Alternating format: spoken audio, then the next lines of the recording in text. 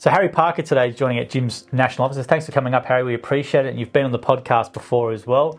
And you reached out to me you told me your 70th birthday is coming up. So I thought, well, why not get you up here to ask about yourself and how you've been going as approaching 70? Because you're running a small business very successfully now. I just want to sort of give encouragement to other people maybe who had a similar situation to do, looking for a change and how everything's been going. Yeah. Oh, fantastic. Yeah. Yep. Enjoying every day, and every day is different.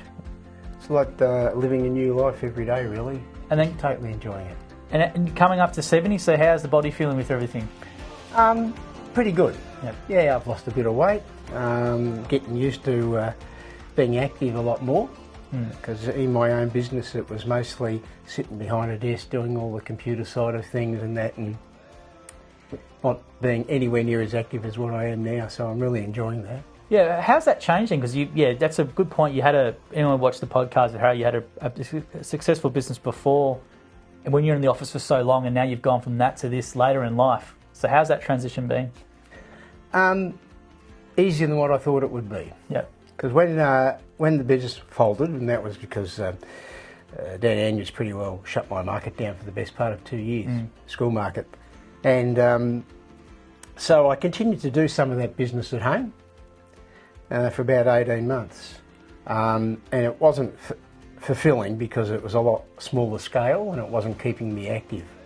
And I'm the sort of fellow that just wants to be doing things and building things. I mean, pre the business that we had to fold, I mean, I had bought and sold and built other businesses as well. Yeah. So the challenge for me was set many, many years ago in recognising something was there to be built.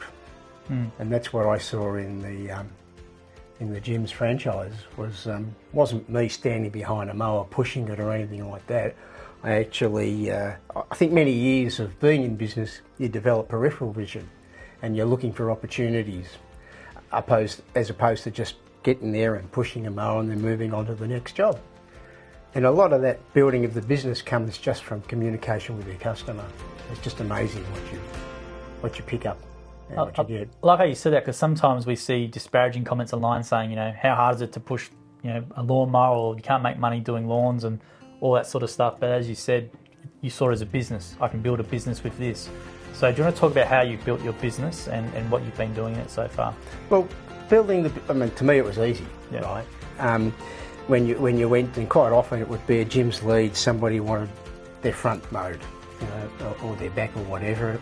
And when you go and you walk around with the client, you see a whole lot of other things that need to be done. And some of those things are just things that should have been done years ago, and for whatever reason, the person you're talking to hasn't recognised that they need to be done. So it's dialogue, really. It's communication. And what happens is that, this happens a lot. Well, two things actually happen a lot. One is you do a really good job, and they promote you to their friends and relatives, and you get a lot of open invitations. Can you come and do this? Can you come and do that? And the other thing is the Jim's mower, the trailer is just a walking billboard, and people come up to you. I was doing just 2 days ago in Mirralbark, cleaning up for a real estate agent for a sale, and I'd actually been doing this one for quite a few weeks as maintenance because it's not on the market yet, and the fellow across the road comes across and says, "Hey, can you come and do that at my place?" So 2 days later, $1,000, complete makeover of his front and his back. There you go. And later on today, he's putting a nice review on Google for me. That's great. Right? So the recommendations, the strength of the brand, the way you talk to people, is just self-promoting the whole time. It's fantastic. And the variety of work, because I've seen some of your photos, it's not just mowing lawns what people think. You've done some pretty big jobs, which I've seen some photos. Do you want to talk about some of those different types of services beyond mowing that you can do? Well, the biggest one so far was about a $100,000 job at the Kinley Estate. Sorry, how much? $100,000. $100,000 job. Yep. In McKinley. Right. In Kinley Estate, right? Yeah. And that was a house that's just been plonked on a block of land, and the whole place had to be done. So we had to do the driveway, the pavings around the house, the steps around the house, all of the the fencing, the gates, the instant turf, all the plants and gardening had to be bought and installed. It's just a whole myriad of things, and it was fantastic when it was finished. I mean, a whole lot of those things look pretty ordinary until the grass grows in. You know, when the grass is there, it just is just so complete. But for advice, people, how do you go about tackling that type of job? So that's a massive thing, and most people just go, can't do it or whatever. But you've taken it on. So where do you even start with those sorts of things? Well, usually it just starts with a lead, a Jim's lead. Yep. I want landscaping, and landscaping can be anything from that much to not so much. And I've picked up one just a few days ago through Matt Watts, right? So it was a lead to a franchisee, and it was too much for them. So they just said to Matt, I can't do it. So Matt jumps on the phone to me and he says, now I know you do this sort of stuff, and I was out there this morning, right? It's not a huge job, it's probably about a $20,000 job. But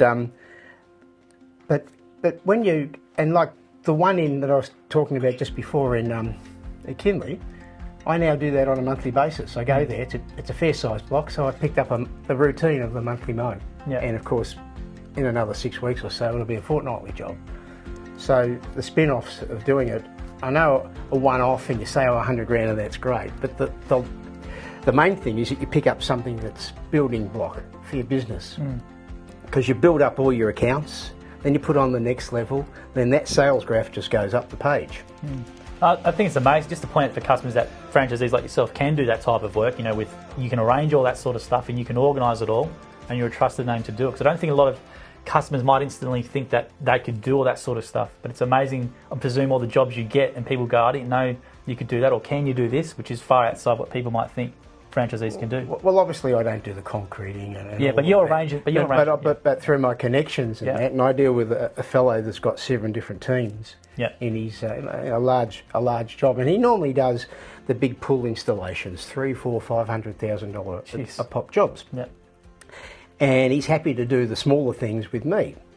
And it's probably some of those big jobs you do, if something goes wrong, they may not make any money out of it. But at least the sort of things that we tend to do, he's guaranteed an income sort of thing. But he doesn't mind, because he's got 7 different teams that are always on the go. So it's easy for him to slot it in. And he does the three-dimensional walkthroughs, so the people can see what they get before they even consider signing up. Well, I think it's great. Just a powerful tool. Absolutely, and I think it's amazing for just for customers to know that franchisees like yourself, you've got a big network, so they can use you, and you've got other people you can bring in, and you can get that sort of thing done. And they want one person to go to, which quite often is yourself. And I hear this a couple of times from Jim's Mowing franchisees, where they just like almost the site organizer or the organizer in a way, and they're bringing in services from here and here and here and managing the whole thing for a customer. But that must have been a very rewarding type of job to do. The big one, because through the contractor that I used, he goes and quotes on the whole thing, and I think I said this in the original podcast. He said to me, "How much do you want for just laying the grass?" Right, it was about 220 square metres. Jeez, so it's a lot. 4 pallet loads. Yeah, and I said, 6,000, right, and when he did the quote, he allowed 12,000. And I said, how come? And he said, well, that's what I would. He said, I'd normally get 5 people in when the grass is ready, and we'd knock it over in a day. Right? So I knocked it over in a day anyway. I got my son-in-law in to help me. Started early, we finished a bit late, but we knocked it over in one day. So you're saying they might not work hard enough as compared to you guys by the sound of it? Well, I didn't want to say that to him. But no, we knocked it over and it was just sensational. Yeah. And then the week after that, I had a bit of hole in my schedule. And he said, look, I've got a job if you want to do the grass. Just lay it. And he said, you can borrow one of my contractors and just do it.